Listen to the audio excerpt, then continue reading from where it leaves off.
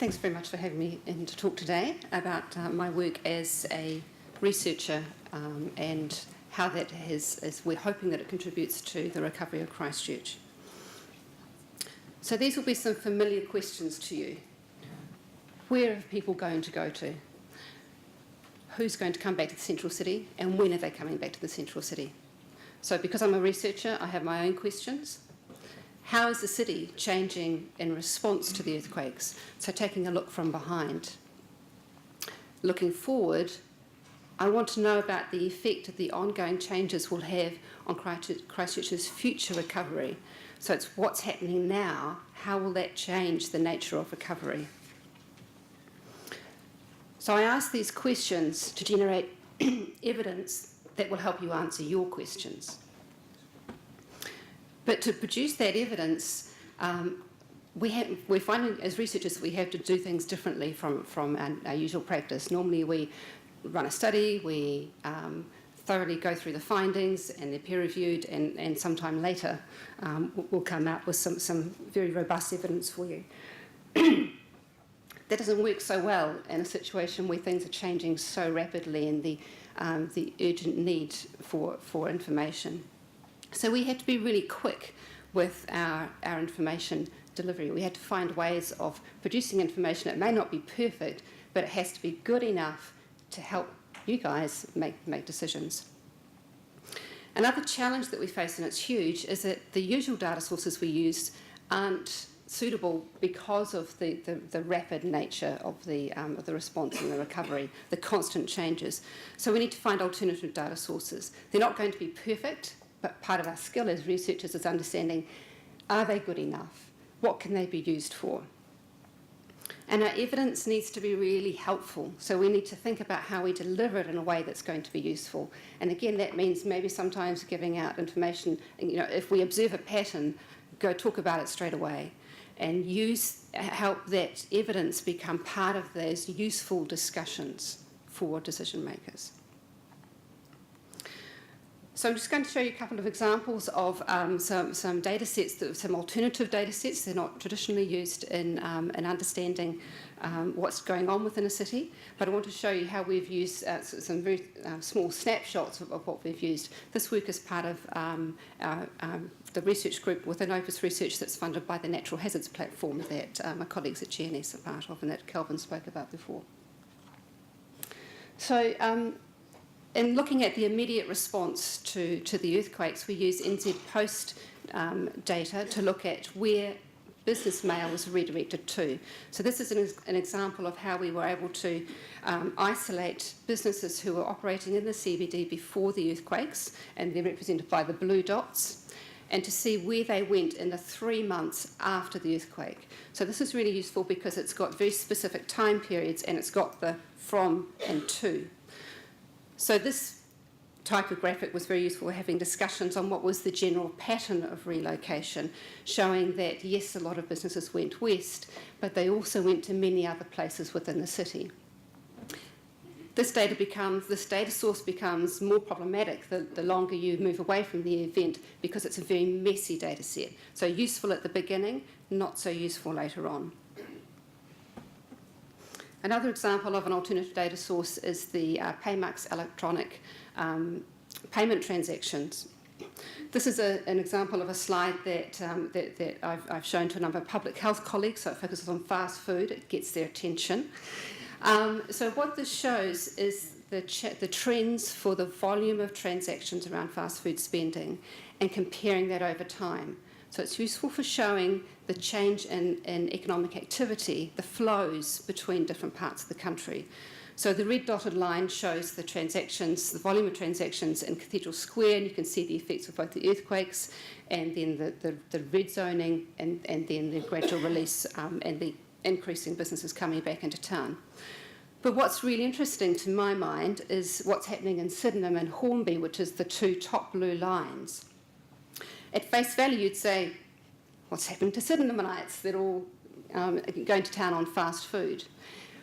When you have that discussion about what's going on, what is this pattern telling us, it points to aspects of transport and accessibility. Is there something about where those fast food locations and where the activity takes place in relation to the arterial routes that have gone on, as well as the fact that it's the closest place to where there used to be the dominant the source of fast food in Christchurch. So again, using this, taking a spatial and a temporal approach to our questions and starting to unpack what's happening within Christchurch itself. Then, of course, we have the Statistics New Zealand's business demographic data sets, and in this case, this is helping us to understand what's happening within a location. So looking at the changing composition and the trends over time, both well before the earthquake. So this is the number of business units that were present in Russley from over a 12-year period.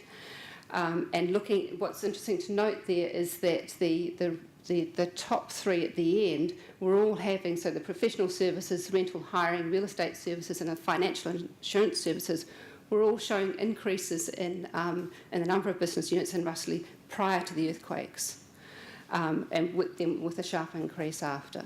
So it helps us to understand what's happening within an area, both in terms of the composition, so the place nature of that place, and when you start comparing areas like this, you start to see those transitions. So that's very useful for our rear vision mirror. This is really helpful to understand very clearly what's gone on in the past, and we know that that's helpful for understanding the future, and particularly those drivers. But what if we want to try something new? What are some potential future recovery routes? I just want to show very briefly a study that we ran in Christchurch last year, wanting to test out a better, more vibrant central city. What would people's response be? So we based this study on our current evidence, and that's a really important part of bringing science to helping with recovery, is we have a really good current evidence base that we need to bring to this. We looked at our current evidence around what are the attractors for people to move to a central city environment. What do we know brings them in and helps them to stay living there? Quality of life is really important.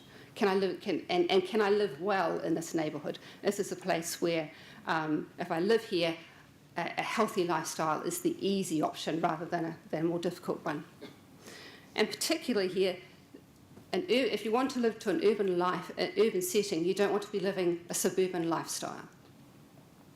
So the questions were, at the beginning of last year, when we started working on the study, would this work in Christchurch, given its history of a different type of central city living? And will it work over the prolonged rebuild phase? So yes, you've got a vision for, and expressed in the blueprint, about a vibrant central city, but is that manageable over this very prolonged rebuild phase? So we ran 600 odd participants through these different scenarios of moving to the central city at the early mid-rebuild phase, and we got them to prioritise and compromise, sometimes quite harshly, on what they wanted in their dwelling and what they wanted in their neighbourhoods around them, and how they would then live their life. And what we found was that, for a start, many people were willing to move to the central city over the rebuild, including early on, and if the conditions were right, and it's all about the conditions. So people show that they were willing and able to balance their household needs with their local environment needs. So it was a trade-off. They really wanted to be able to walk around safely. It's one of those fundamentals, and that would extend to cycling as well. So it's being able to get around without having to drive everywhere. And of course, part of that is having local things, the boring stuff, close by. And that seemed to be a bit of a surprise sometimes, but I think people think you're moving to the central city because you want the nightclubs and the cinemas. First of all, you have to do your everyday things. Then you can enjoy whatever it is that the central city living has on offer. Public places were really important. Again, that's part of balancing the dwelling features. Being able to engage in an urban lifestyle, so not having to drive everywhere, and having some advantage to being in the to coming in early was really important. The alternative, if those conditions weren't there, then basically you're back to that the suburban lifestyle within a central city. Why would you move? So I can't give you answers to those questions at the beginning about where, when and who. But what I can do is provide some thoughts that I have on what are the drivers for what will what will drive those answers for you. If people go where their everyday needs are met, so if we build to their everyday needs, then people will come. There's got to be positive reasons for moving in early, whether that's business or residential. The diversity of options around housing and built and business environments and neighbourhood options should be part of Christchurch's rebuild, so that people can find where they want to live at different parts of their life and in different types of communities. And critically, integrating the resident and the business sector together in our thinking, not just doing one or not the other, I think is a really important part of creating a long-term good recovery for Christchurch. Thank you.